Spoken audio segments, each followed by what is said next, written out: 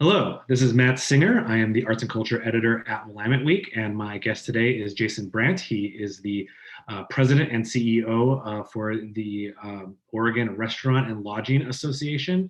And the reason we're talking to Jason is because we are once again facing a elevated risk for COVID-19 in Multnomah County. This Friday, we will be going up to the extreme risk category, which means that indoor dining at restaurants across Multnomah County and 14 other counties in Oregon will be suspended yet again.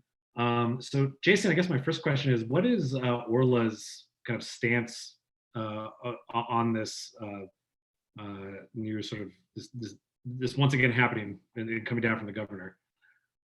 Yeah, I mean, as you can imagine, the restaurant operators affected by this in the 15 counties, including Multnomah, are incredibly frustrated and feeling very challenged by yet another round of restrictions that they're being asked to put on their shoulders for the betterment of society. And remember that, all the stats and all the data tracking that we've done, our industry has always been less than 5% of the COVID transmission problem. So one of the main things that I like to talk about is, does this decision even make sense when it comes to statewide restrictions, or are they disproportionate in putting restrictions on the backs of one industry when COVID is surrounding us in our communities across this state? It just such a targeting and consequential environment for our operators compared to so many other sectors. It just feels incredibly disproportionate for being less than 5% of the challenge that we face due to the pandemic. How badly is this particular shutdown at this stage going to hit restaurants? I guess I'm wondering if at this stage, is there evidence that people were going back to indoor dining more now that we've had this vaccination rollout? Is it going to significantly hurt these businesses this time around? Absolutely. I mean, we've been saying this for a while over the last 13 months since dealing with COVID, but remember that restaurant operators never buy their business or their square footage or footprint hoping that they can use 50% or less of the space, right? And the margins in our industry, they just don't pencil when you can only utilize a limited amount of your footprint. So for those restaurants that have outdoor space, there's some pretty sweet corridors in Portland where you can set up outdoor environments. Those places probably can still do okay, depending on how much space they're working with. One of the details in the new regulations for impacted counties and the restaurants within them is you can have up to 100 total people outdoors starting Friday instead of 50 if you're in the extreme risk category. So there are some restaurants that will be helped a great deal by that, but it's some restaurants, not most restaurants. And that change for some means nothing in terms of helping them out. So yeah, it's a mixed bag. There's winners and losers again. Remember too that a lot of folks out there have COVID fatigue. They have already changed their behavior about what they're going to be doing in their life. And so they see this restriction come down in Multnomah. Washington County is still open. You can go to the coast. You can stay overnight, go and dine indoors at restaurants all along the coast. You can go east and dine in restaurants in Hood River. So the decision-making process leaves a lot to be desired, in our opinion, and we are struggling with it mightily. Your stance is that this is when these things happen and when we go up and down risk levels, that it disproportionately hurts the restaurant world.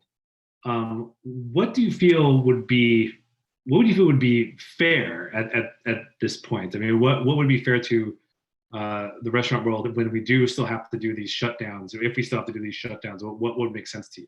Yeah, great question. I love this question because this is what I think we're missing the mark on in Oregon. We need a dual messaging campaign right now, immediately in this state. That doesn't have to do with economic restrictions. It has to do with focusing in on those that have been fully vaccinated. Remember, over 1 million Oregonians that have been fully vaccinated that are protected from the virus. We should be encouraging them and incentivizing them to get back out there and get back to their lives and enjoy their lives again. And then for those that have not yet been able to get fully vaccinated, they're either in the process, to be defined as kind of that designation, or they haven't gotten in line yet. And we need to encourage those folks to hunker down, protect themselves, and make sure that they get in line as soon as possible. That should be what we're doing. We don't need government restrictions at this stage in the crisis when everyone knows what COVID is and the risks associated with it. What we need is communication to support and encourage and inspire more people to get vaccinated, like the 1 million people that have already gotten it done. And we're missing the mark on this. And it's truly a travesty. I mean, the plate is set, right? The table is set on this. It's so easy for us to get out there and make sure people know that there's a benefit and when you do go through the process and get vaccinated, as we all should.